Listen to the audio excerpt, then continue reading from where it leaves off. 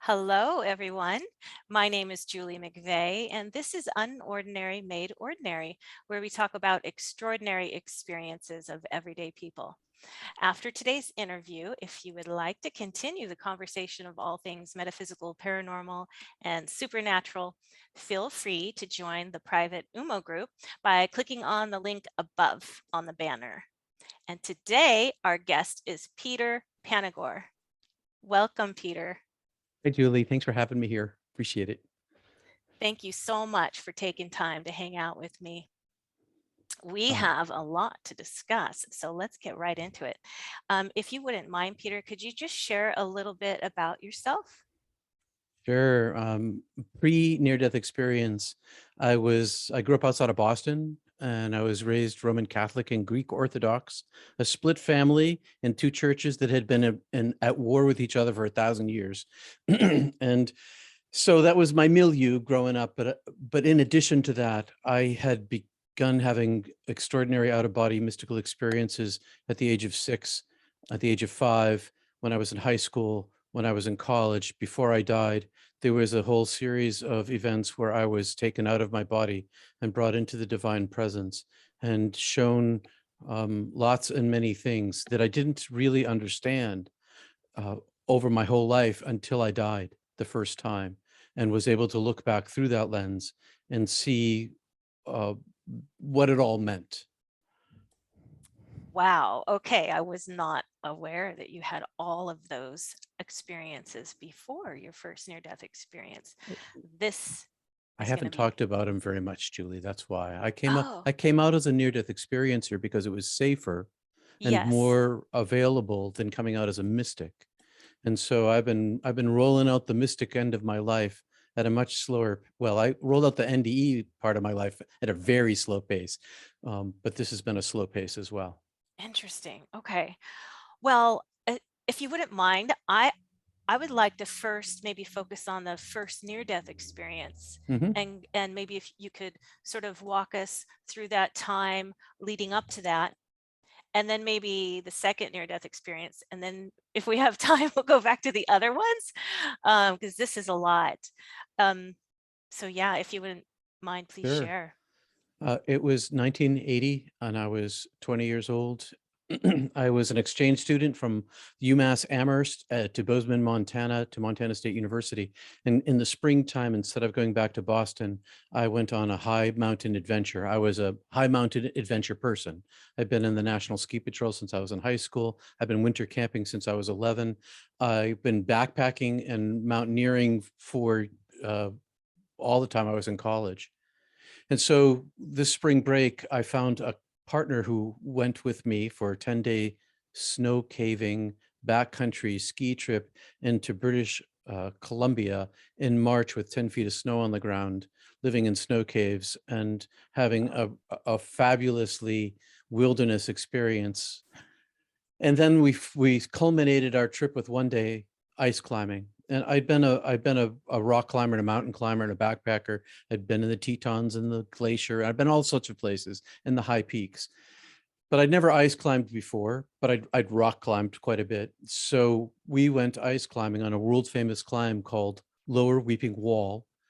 And I made an equipment error, and I'll cut to the chase. I'll make this very short. It Okay. was the most traumatic night of my life. I died. I froze to death on the cliff. Mm, Um, uh, a, a long 12-hour circumstance of hypothermia slowly claiming my life, eyeballs freezing, fingers freezing, face freezing, brain freeze, mm. blocks of ice for feet. Uh, you can read all about it. I've got a book that you can read it in. So Wow. traumatic, super traumatic experience. Hmm. Temperature. So I'll give you a little bit about what happened. We got to the top of the climb late because I had the wrong gear because I couldn't afford to buy the right gear. And that set us at the very top at sunset when the temperature dropped about 30 degrees, and it was the middle of March and north of Banff, which is far in the north of Canada. And well, far from, actually in Canada, it's not very far north, but it's far north for everybody who's south of there. Mm-hmm. And the hypothermia began to set in very rapidly. We had 3 rappels to get to the bottom. We had a whole series of problems in the dark as we're trying to get off this ice face in the dark. Mm. Long story short, we get to the 3rd rappel, and at this stage, it's sometime before dawn. I don't know what time it is. The moon had risen, so we had some light. It's the first time we were safe on the mountain, relatively speaking, because we were clipped into the mountain. This is the position of permanent uh, s- safety. So there were bolts attached to the mountain with straps to attach to our harness so that we wouldn't fall. Mhm. It's kind of where you trained for rock climbing. Mhm. So we were at this particular position, but by this stage of the night, hypothermia had advanced to end stages. I was in the place where all of the blood rushes from your limbs into your core, which is just before death. Wow. And part of the problem with hypothermia is that your brain literally freezes and your processing capacity becomes limited. And Mhm. so you make irrational decisions. Yeah. And so I knew that unzipping my coat to let the heat out was wrong. I've been skiing. I've been trained for this. I was a first responder. I didn't care. I unzipped my coat because I was hot, and my partner, who was clipped in next to me, yelled at me, "Tim, Peter, zip up your coat." I'm like, "I'm not doing that." So what happened is, why we were stuck here as this was all happening is we rappelled down this crag, and we came around a corner onto a ledge where these safety harnesses were, and I untied the rope. I took it out of my figure 8, which is a way to rappel, and I tied one end to my harness, and I tossed the other end around the corner, and when I yanked on the rope, it jammed around the corner up in the dark, and so we couldn't reascend. Now the rope is jammed. Our hypothermia is advanced, uh, and that was it. As this was going on, I finally reached the stage where I just gave up. I'd been driving myself all night for survival, didn't really think I was going to get out of it, and so I resigned myself to this position of peace inside myself, and I started thinking about my parents and that they were going to lose another child, Mm. and how terrible that was going to be for them. Oh. My sister had run away. It was open-ended grief in my household because she had vanished, and so there was unburied grief for the loss of a child who's still alive, but dead to us, but not buried. Not Okay. like dead. You're not dead to me, but like not in our lives, absent. It's terrible. Wow. So we're in this terrible position. I didn't build up the drama for this. This is a very dramatic thing that happened. Mhm. If you've ever seen any of the movies about climbing in the high Himalayas where people die, it's like that. It's Mhm. that kind of desperation, that kind of cold, that kind of trauma. So I never quit pulling on the rope, even though I knew I wasn't going to survive, because I was going to try, right? So I would fall asleep, and I would black out, like because we're exhausted. We hadn't eaten since the morning. Well, we ate some food going up because we had some food with us, and we drank some water, but no water, no food. Cold, exhaustion, fear, trauma, and Mm. so when I would fall asleep, it was like somebody just shut out the lights. I'd fall and I'd crack my head with my helmet onto the rock. I'd wake up, I'd get up, I'd pull on the rope and repeat this process. And I Gee. stood up this time, and as I stood up, I opened my eyes, a- and I had tunnel vision. I had a big black circle all around my vision that quickly faded Mhm. into darkness like this. And I was confused, and it went just like that. And when it went to black, as I watched it go to black, I thought, oh, I must be falling asleep again. Right. But I didn't. I stayed awake. But it went all to black, and I was completely awake, and I don't have any pain anymore. Now I'm painless, Mm. pain-free rather, and Mhm. the where the mountain was in front of me expanded into an infinite darkness, but it was a darkness that became it got depth when I looked and saw in the far distance a single star appeared. Now, I should say that the sky above me, the sky above us as we climbed down that night, was filled with 10 billion stars. There were so many stars that it illuminated us. We could see in the starlight. This star that appeared was far brighter than all of those, and it was at a billion light years away. They're making up everything I say is metaphor. Everything is, I've constructed it into language, and it came rushing toward me across this vast expanse that was dark and also illuminated by it. And as it approached me, it communicated to me telepathically, "You're coming with me. I'm taking you with me. You're coming along." And as it rushed toward me, it filled up my whole horizon with light. And I refused. I put up all of this. I didn't understand what was going on. And so I put up all Mm. this resistance to whatever was going on. I didn't want this to happen. And it just took me. My resistance amounted to nothing. And it took me and enveloped me inside itself. And as I enveloped inside itself, it became apparent to me that this was great intellect. This was great compassion. This was great almightiness. I had no comparison of myself to it. I was so much less. And I was inside of this entity, this being of light, this angel, this energy form. And I was like in a cloud. Okay. So you ever see the cartoons? They're sitting on a cloud. I'm sort of in a cloud of energy, and I have still some sort of body, and I can see out of my body eyes through the transparency of this entity into the infinity. But I have a second perspective. I'm outside the entity, and I'm seeing the entity, and I'm seeing myself in it simultaneously Oh. as we sweep back up the direction that it came from over this a bazillion miles at faster than the speed of light. And I had only, it was speaking comfort to me. It was speaking to me without language, right to the core of my being, well-being. It was speaking my well-being to me. And I had no power. I couldn't refuse. I couldn't accept. It just was. Hmm. And then we get to this limit where it expanded, and I left it, and it became a much larger infinite space of illuminated darkness. And inside of this illuminated darkness, I was like an orb of light, an orb of energy, and my energy was much bigger than my human body, 10,000 times bigger. I was enormous, but I was teeny tiny in comparison to the size of infinity. And I could see in every direction, infinity in every direction, but I couldn't see the origin of infinity. I could see out that infinity was out there, but I couldn't see infinity itself. And I knew myself. I knew that this was my true self. I remembered who I was. I knew that this was who I was. My thinking and my being they were one thing.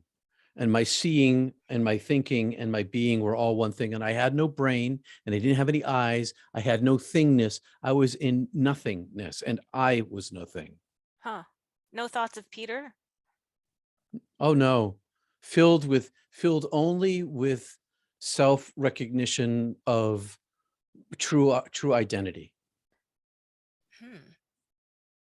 I'm trying to figure out the identity that you felt you were. Was it somehow connected to this infinite source? Not yet. Okay. um, What so color was your orb? You said you were like an orb. I have, this is a place of no thingness. So there's no, I don't have any, I can't give you any reference points. Mm, okay. Um, I can give you some reference points as we go forward, but I've spent my lifetime, literally my lifetime, um, putting together ways of thinking about this experience, because it's not just an experience in the past. This doesn't live in the past for me. This lives in the present for me. This thing that came back with me has never left me. From the moment I came back, I have this with me. And I came back an entirely different person, and I live in a very different life than I had ever lived before. And it is, well, it's unspeakable, and that's why I've spent my life trying to figure out how to talk about it. Hmm. So I'm this energy ball, this no I'm in a place of no thingness. Okay, so that's a very difficult concept to grasp. Yeah. Everything in the world is a thing. Everything's a Right. thing. It's all a thing. But in the place of no thingness, there is no thing. Okay. Nothing is a thing. And yet, so it's an emptiness that's paradoxically full of divine energy. So it's both things at once, no thing and everything there is, but not everything there is just in our universe, but everything there is in infinity, Hmm. all beingness, all time, Yeah. no time, time inverted, time running backwards, time upside down, time that hasn't been invented or thought of yet, all contained here. So I'm this entity that is floating in the middle of this place, completely content. I was me, and I didn't Mm. need anything else. Hmm. And as I'm floating in this emptiness, uh, a doorway opens. And this doorway, this portal, this opening, I'm describing it these days as a waterfall. It's like a waterfall. It's a gigantic waterfall, big as Niagara Falls, and it's Okay. flowing down, and it's white. It's the whitest white, but it's also all of the colors of all of the stars that I'd seen that night before, but more. There was a million more colors. So it's colored and white at the same time. It's Hmm. it has a solid surface, and yet it's translucent and transparent, and I can see through it. And it is and on the other side of this opening is an elongated tunnel that goes into infinity itself. Okay. And so this light is the most compelling, attractive, desirous that I'd ever experienced, and it was just drawing me in. And as I looked at it, I felt it, I touched it with my orb self. Hmm. And as I touched it, it all flowed into me Mm. and spoke to me and surrounded me and became a voice. And all these things happened simultaneously. So I break it up into sequence, and I tell the story sometimes in one Sure. way, sometimes in another, because it's chronologically not Huh. linear. Okay. Wow. That's so hard to grasp. I know. Well, that's why you don't talk about it. So I kept my mouth shut about this for 20 years. I Oh worked, my. I got it. I went off after this happened. I went to Yale Divinity School and I studied, I worked my way into an independent study for 3 years. And under one of the deans, I studied mysticism for 3 years in order to find a language to talk about this. And Oh. then I spent, I don't know how many decades practicing Kriya Yoga and centering prayer in order to clear more of myself away.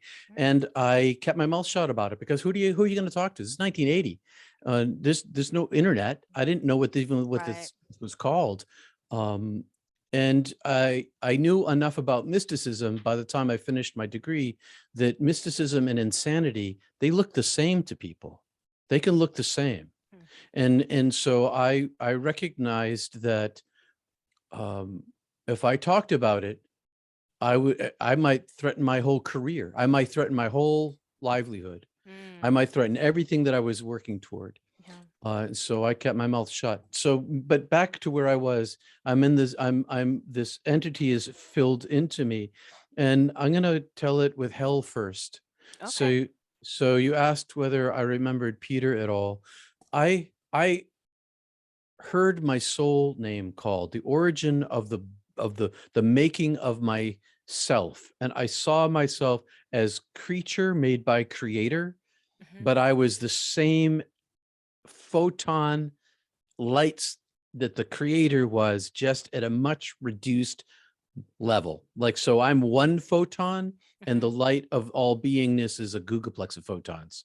times a googolplex times another googolplex, just of a mass of an Wow. energy of intelligence. And I am the same light, but I am so much smaller, and I am somehow separated from it. I'm a limited form of it, and I could see the length of my soul, the how long I'd been in existence. I saw Oh, other lives I had lived, but as this was all happening, and I could hear my creation being revealed to me, not just in this uh I don't want to say past, but it's because that's such a past in terms of human life, but always being created. Always was being created. And so I'm in this wow. experience of being naked. So now I'm also completely seen by the divine. I know that not just my human life, but all of my soul self Mhm. is naked in front of the divine presence. And I go through this hell. So enough of Peter came with me that I went through all of the suffering that I gave away in my lifetime from the interior perspective of every single person that I hurt, from their emotional, psychological experience as I caused them pain. Oh, okay. So 2 points of view on this: the interior of every single person in a chronological sequence, and the interior of myself, all the reasons and justifications I gave myself for causing that pain, and Ah. the disproportion between the two. So the pain I gave away was 10,000 times greater than I thought, and my reasoning for giving that pain was zero. And all of this Mhm. was in comparison to the divine love that was speaking my origin to me, saying, I love you, I know you, Mm. I've always known you, there's nothing about you. I experienced your life in you. I experienced the lives that you of the people that you hurt inside of them. There is nothing to me that is not known. You are completely known to me. And I could see, I judged myself guilty. I wasn't judged. I was only offered love and forgiveness. I was only offered love and beauty. I judged myself in my limitedness as a human being in comparison to unlimitedness. That comparison was my measure of self. And Mm. while I was seeing this measure of self, I could also see the measure of all humanity and all of the wounds every single person gave everybody else, Wow. and the equality of that in comparison to the unlimited divine nature. Mm. And so as I listened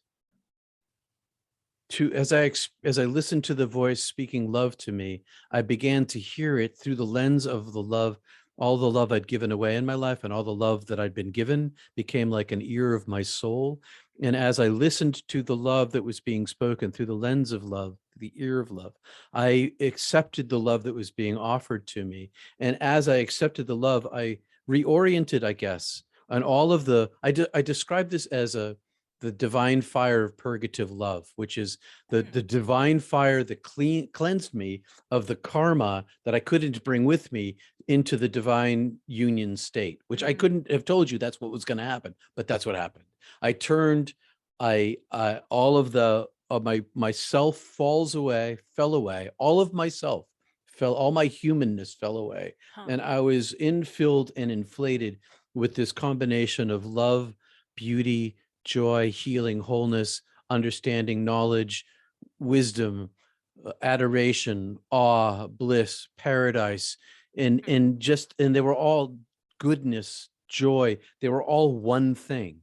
They weren't Mm. separate facets. Mhm. They're Mhm. separate facets here, but there they all construct one thing. Mhm. And it inflated me, and to the point of I felt like one more drop of it, and I would have obliterated back into the beingness of the divine. I was so inflated Okay. with this, and I lost complete sense of myself in this state of light.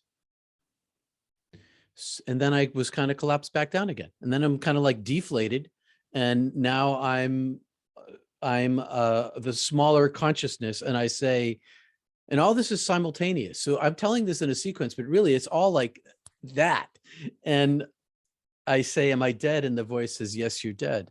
And I say, and I can't see the voice. The voice is the entire heaven, and it's right next to me, and it's inside of me, but I can't see it. But it is all that there is speaking to me. And it says, yes, you're dead. And I say, well, I can't die now. And the voice says, well, why not? And I said, because my parents are going to lose another child, and that will destroy them. Yeah. And because it was pretty bad. And I was swept across heaven to the edge of creation, where the universe becomes, where heaven becomes matter, from energy to matter. And I was sort of a vision, a part of me was pushed out into the universe, and I could see the entire universe. I could see all of the galaxies, and all at once. Wow. And all of this was made of the divine self. And so this heaven is made of divine self, this earth, the universe is made of divine self. And then my vision was focused down to Earth, like zooming down to our galaxy, down to our solar system, down to our planet. And Earth is like this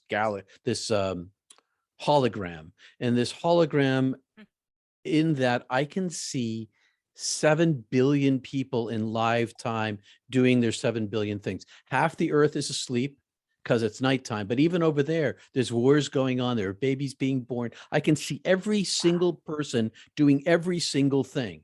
Heinous crimes and great acts of beauty. And inside of every single person, everyone, no exceptions, a golden speck of light that they are blinded to. And nobody can see this inside themselves because it's buried inside their bodies, but they can't see it in each other, because the entire planet is covered over with this thick foam. And they don't even know that the foam is there. They can't even see the foam that prevents them from seeing the light. But the voice says to me inside myself, in the way that I love you now, and when I have always loved you. And then the single universe that I was in sort of layered up into multiple universes, going back into eons and eons in time. And all of that size was smaller than the amount of love that was poured into me. All of this love from all creation, for the length of time that all creation has existed, was poured into me, giving and saying, in the way that I love you now, I have always loved you. Love without measure. Love forever and ever. And in the way I love you, and I felt like the prodigal son, I love everyone. No, and so I felt this particular love inside me, like I was the favorite child. But I could see that, yes, that was true, but everyone is the favorite child. No one is left out. And then my parents' faces show up. And my parents' faces show up in live time, only it's not just their faces in live time, it's their suffering that they've endured for their lifetime since my sister's absence. And it's in parallel. So I see their lives going forward from that point without me, and their extreme breaking. And then I see their life going forward with me. And at the end of both of those parallel patterns, possibilities, I see their wellness of being. I see their wellness of being in the love that I saw inside, that was shown inside of me from all these multiple layers of universes inside of everyone. The well-being of the golden speck of light dominates everything. And so in their end, my parents were going to be in the same state of bliss as I was in. And the voice says, they're going to be fine. Everybody's going to be fine. Just this is your time to stay here. This is your time to come home. They're going to be here in a snap of the fingers. Because timelessness, the length of my life was a wink of an eye. The length of my human life, it was nothing. This, in comparison to the size of my soul, I could see the enormity of the divine self. I could see my own enormity, which was much smaller than the divine, but huge compared to human life. And I could see that my parents would be well, but I could see their pain. And so I said, well, if it's all the same to you and I can come back here, can I go back and help my parents so they don't have to suffer? And the voice said, well, yeah, you can do that, but it's your time to come. And I said, but since my life is so brief, I can go back. If you let me come back here, I'll go back, and they won't know the suffering that they won't have. Mm-hmm. Mm-hmm. And the voice said, um, okay. And I said, well, I choose to live my life. And the voice said, you won't live your life, and sent me back. And as I went back, I became denser and denser, and the voice stayed with me. And it presented me with like a million doorways that entered into a new way of living in this body, a new life inside it. And in the center of all of these millions of doorways was this singular beam of white light that was larger than all of the single doorways, and in the most intense, and the light from the single beam of light radiated out through all of these in fading degree to the outer edges. And the voice said to me, choose a doorway, choose a path. And I could tell that it wanted me to go into the light itself, but I had a resistance to that because I feared loss of self.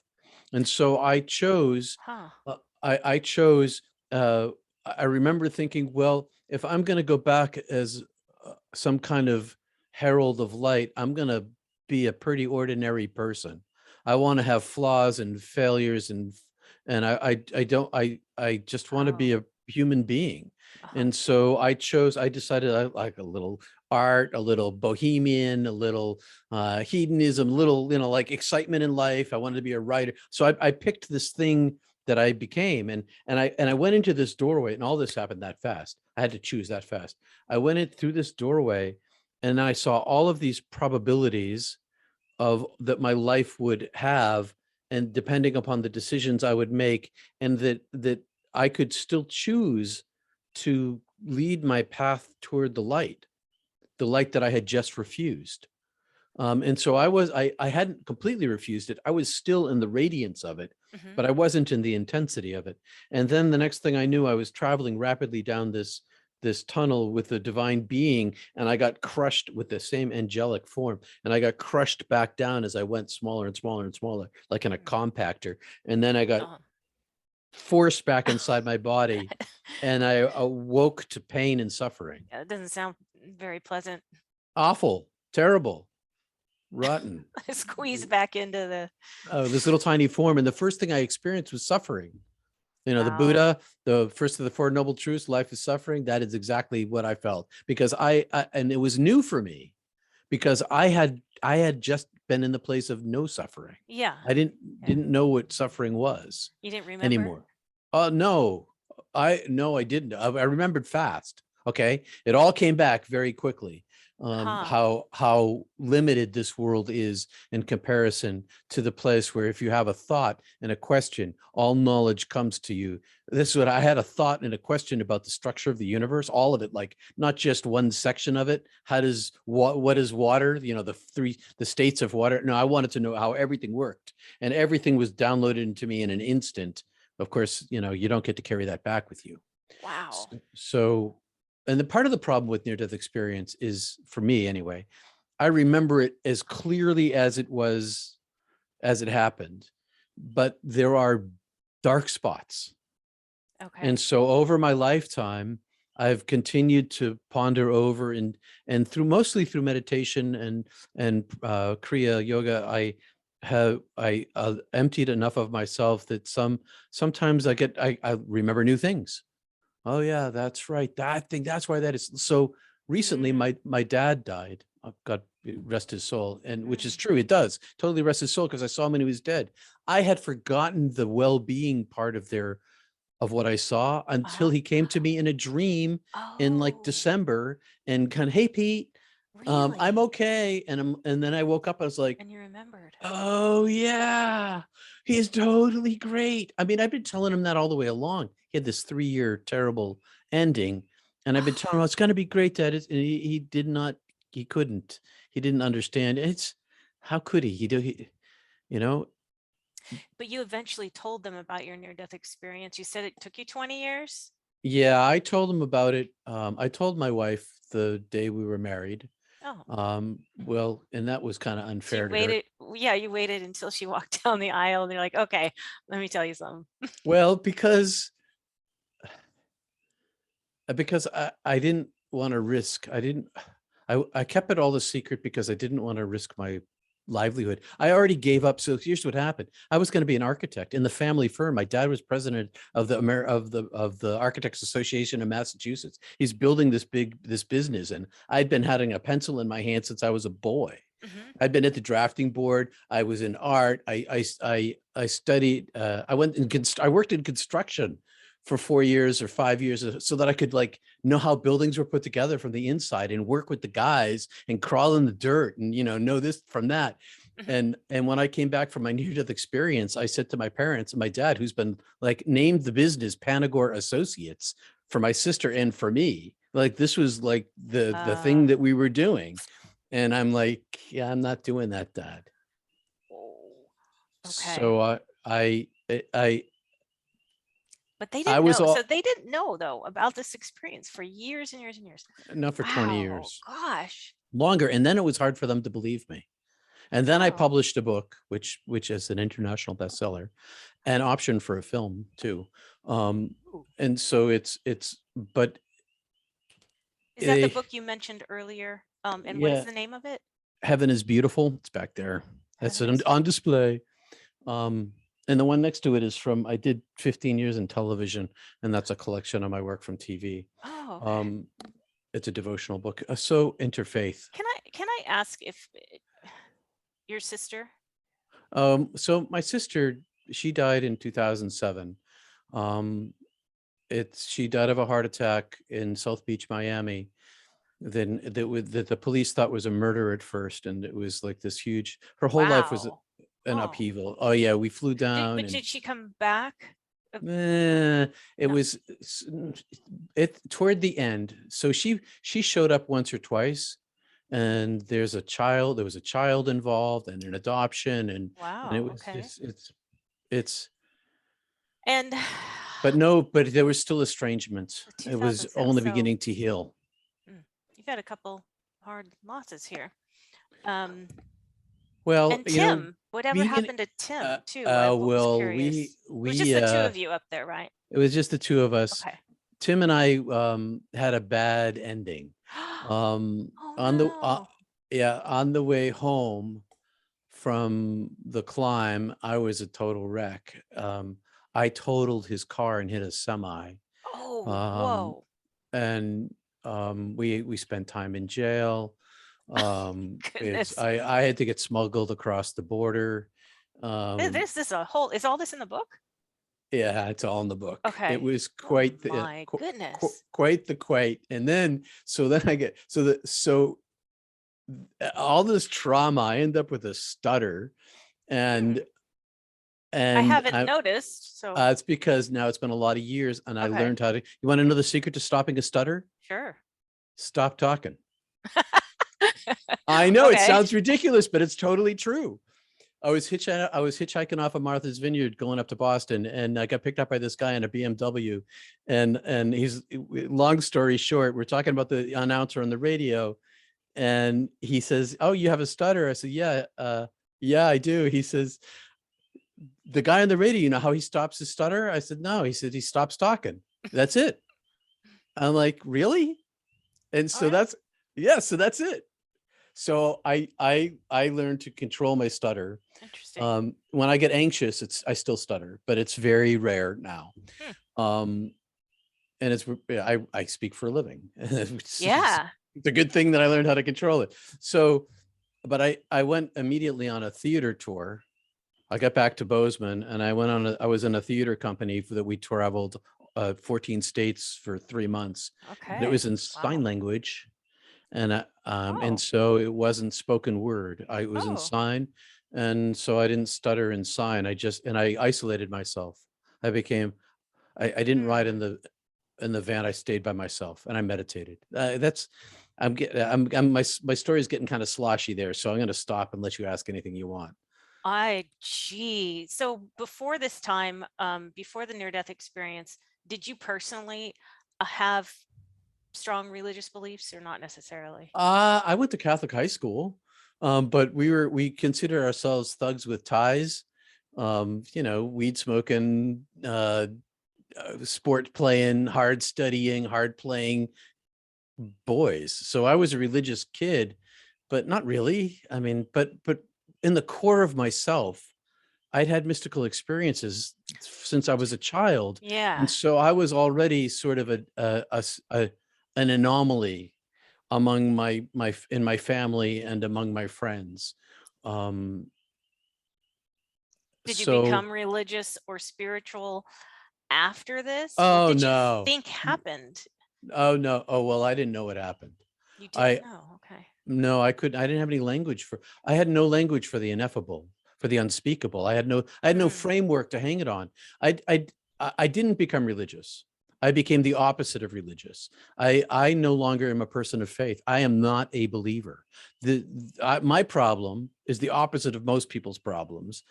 My problem is this world. I have a problem in believing that this world is permanent. It's not. Mm. I have a problem with the impermanence of it, and I have to believe that things matter here. I came back stripped of all belief in culture. I came back understanding that language is a construct that creates a framework through which we think and relate to the world, in addition to the senses that we have, which limit our perception of the world. So it's all, to me, it's like I live inside this thing and I am not it. I inhabit this entity that I'm inside of, and that's my life every single day. So when the voice said you're going to come back, not really come back as Peter, or you're not going to live your life, or I didn't live what, my life as the Peter I would have been. you're completely but you kind of, it sounds like you just got back to business, got back to Well, life. because I'm a smart kid, and if you get something to hide, you don't show it. Interesting. Right. Okay, before I ask you other questions relating to spirituality and whatnot, how long after this did you have your second near-death experience? 2015. And so Oh.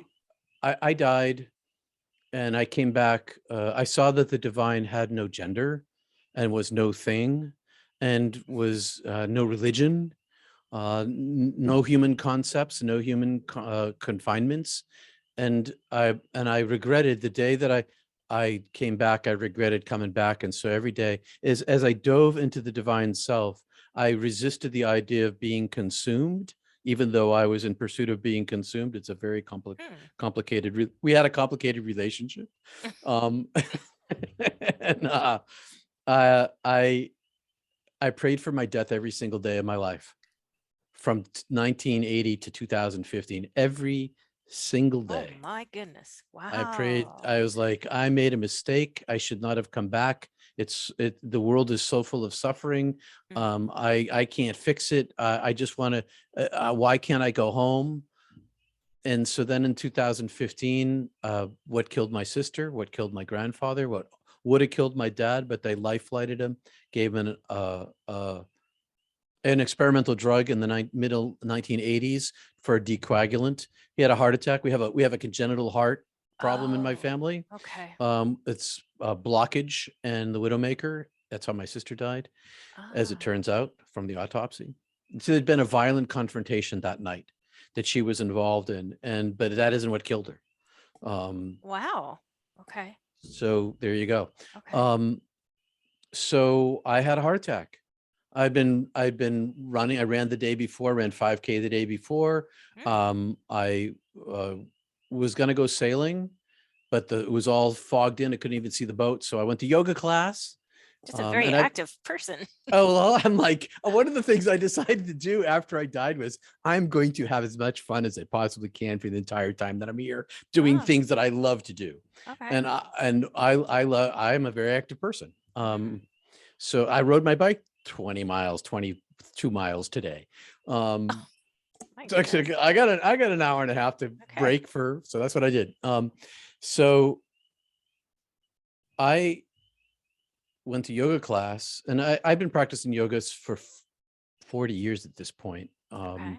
And so the teachers, I showed up late, but the teachers are friends of mine and they're like, yes, sir, come on in. And I set up in the door because there was no room in the studio. And we started doing yoga and I started having chest pain. And because they're doing during the hot yoga craze 5 or 6 years ago. Yep. Yep. And I don't need hot yoga. because I in my Kriya, I raise my prana, I become a steaming pyre of fire, flicking sweat at all the people in the studio when it's cold. And so Wow. I thought first I thought it was just too hot, summertime is too hot, and I'm Yeah. lying down, my heart's hurting, and so I Mhm. went outside. I thought, oh, I think I'm having a heart attack. I've been plus after all of this ski patrol stuff, I worked in an ambulance for a while too. So I Mm. had so I self-diagnosed. I'm like, oh, I'm having a heart attack. Oh, but Mhm. it can't be serious. I ran 5 miles. 5K. Yeah. So I laid down on the grass. It doesn't get better. I finally realized I've been praying for my death, and I'm like, oh, it's my day to go.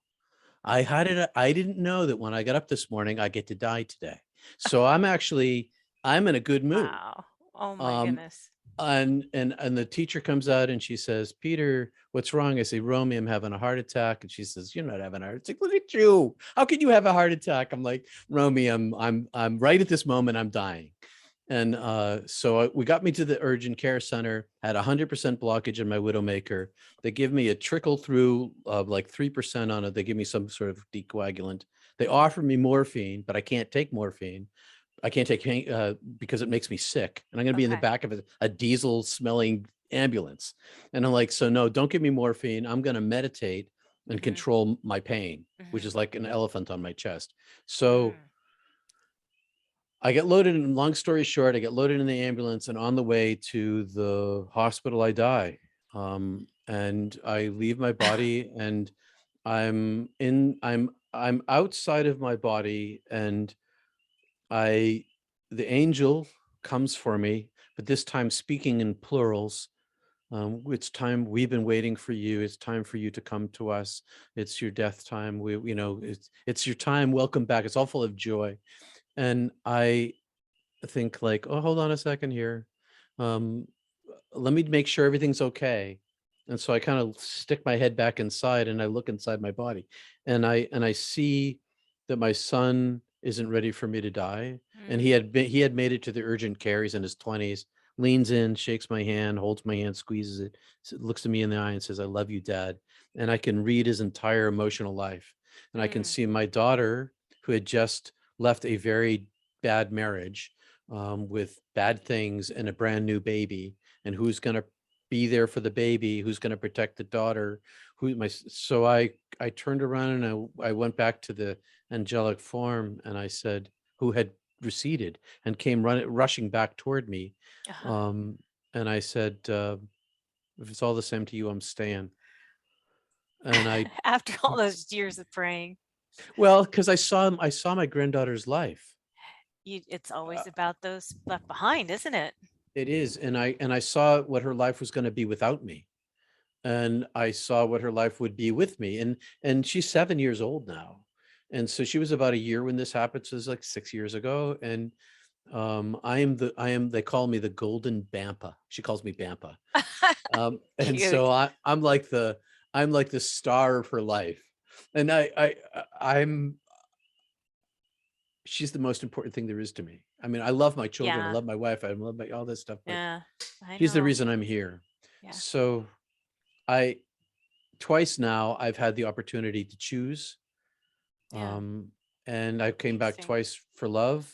I know not everybody gets to choose, and eventually I won't get to choose. Eventually Yeah. I'm going to leave this body, and that's going to be that. And it's been quite the adventure. I can't believe we are already running up on time here because I have questions for you, but I don't think we're going to have time to get to even a quarter of them. Sorry. That's okay. This is really fascinating, and wow, some of these experiences, what a life. Um, if you wouldn't mind, though, I'm kind of curious. You said something about you could see all of your lives. So, do you feel like reincarnation is Oh, something that's I don't feel like it. I know I came back knowing that I live other lives, and that okay?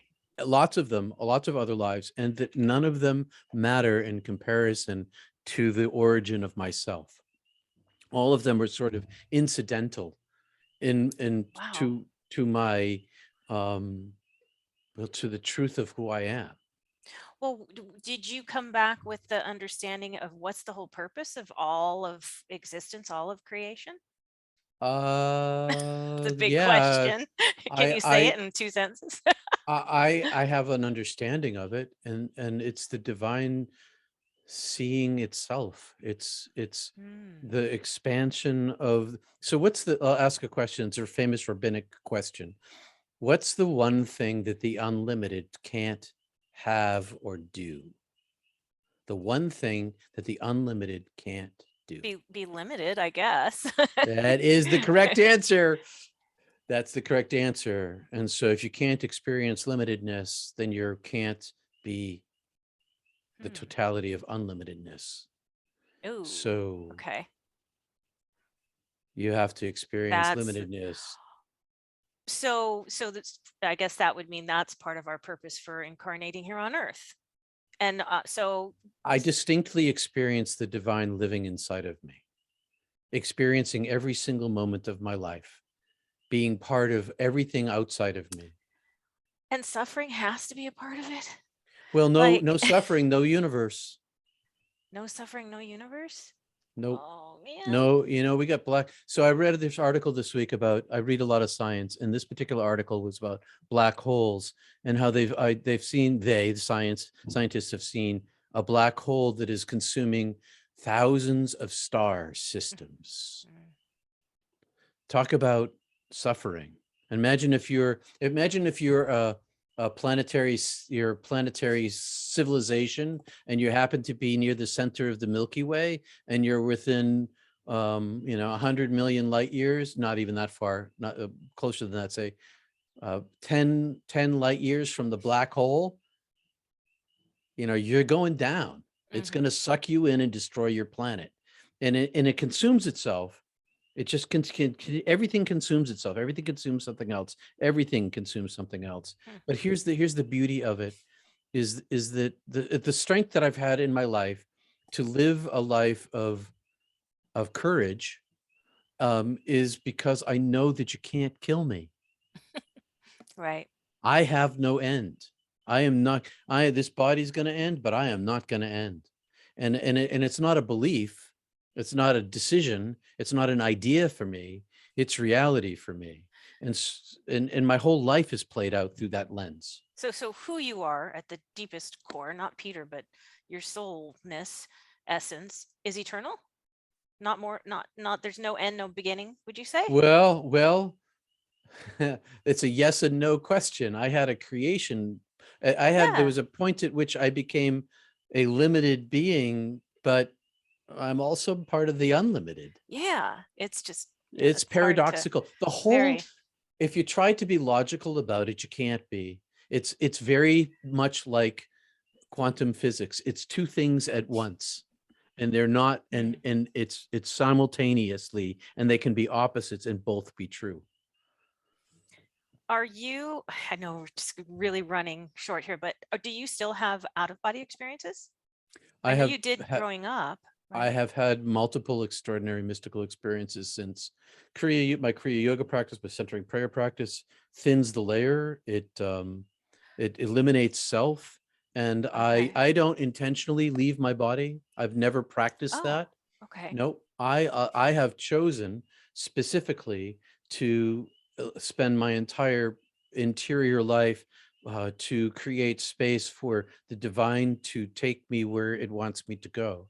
And so I have much more of a classical sort of mystical life where I'm not intentionally journeying out, which is fine if you want to do that. But I'm not interested in where I want to go. I'm interested in the oneness of being. And so I'm always aiming to Mhm. the oneness of being, to the light itself, and all of my interior practices. And so that's what I'm getting. I'm getting those journeys because of that's my aim. Because I don't, if for the longest time, I thought I'm done with reincarnation. I don't ever want to come back here. I don't ever want to come back. And then Yeah.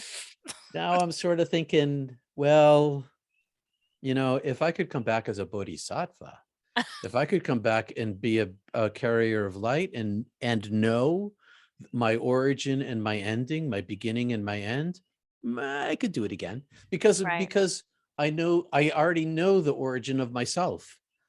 I already know where I'm going. I know where I'm from. I know to whom I belong. I know what I'm made of. Do you, can we incarnate as an ET on other planets other than Earth, or do you not I know? I saw, okay, I'll tell you the two. So I got to retain some memories of what I saw, but not much. One life I saw was definitely Earth. And I may have been a woman. I'm not really, because I was looking from out inside the eyes. But the other life that I saw into was definitely not Earth. I have no idea what it was, but it was like nothing I'd ever seen before. Hmm. Everything was, it was entirely different planet or dimension or something. I don't know what it was, but it wasn't anything I was familiar with. Wow. Okay. Because that's a common question. The listeners are interested in, reincarnation and Well, eh, can I say, interject and say, yes. it's great to be interested in reincarnation, but it's not who you are. Not a single one of these incarnations is yourself. It's all, every incarnation is a veil that you're wearing over yourself. Yeah. I think maybe part of it is just the hope that this isn't our only option. 'Cause I mean, I wonder if every single planet, though, is always going to have some form of suffering. I don't know that, I can't tell you, but maybe we'll find out in the 21st century as all the as the UFO phenomenon becomes more. Yes. Maybe they'll stop and say hello instead of just doing flybys of the U.S. Navy, Yeah. or lots of other people, me included.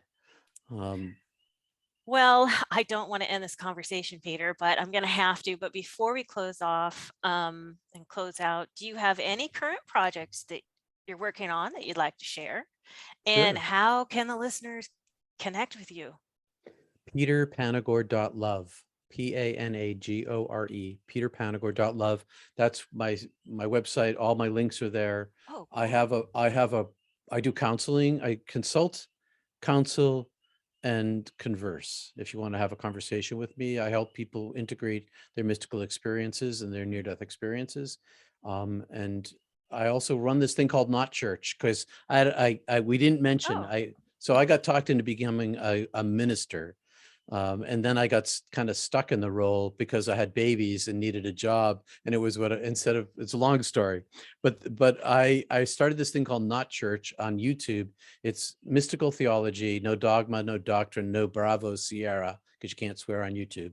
And it is I do deconstruction right now. I'm working through the Gospel of Thomas, oh, and okay. we're touching on the Gospel of Mary. But really, it's about my whole life is about Shaktipat, or Shaktipad, or Soma, or energy transmission. It's the practice that's what Kriya Yoga has been working toward for 40 years, is the showing of the divine presence itself, so that people can find that they have it within them, and then they can search inside themselves, and they Mm. find out that the truth has always been inside them. The light is always there. The goodness is inside you.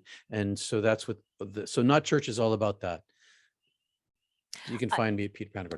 yeah, for some reason, I feel like I've heard that, not church, before. So I don't know, but a while ago.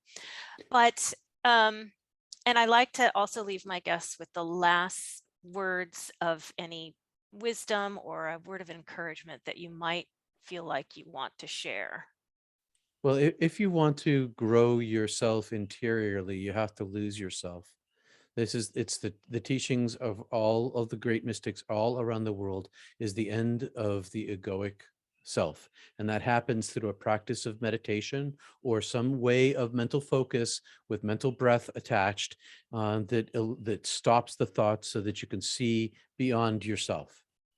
And if you can't do that, just love people, just because love is really the treasure of life. Mm. It's the one thing you get to bring with you. It's the one thing you can cultivate here. It's the storehouse of abundant love is what God is.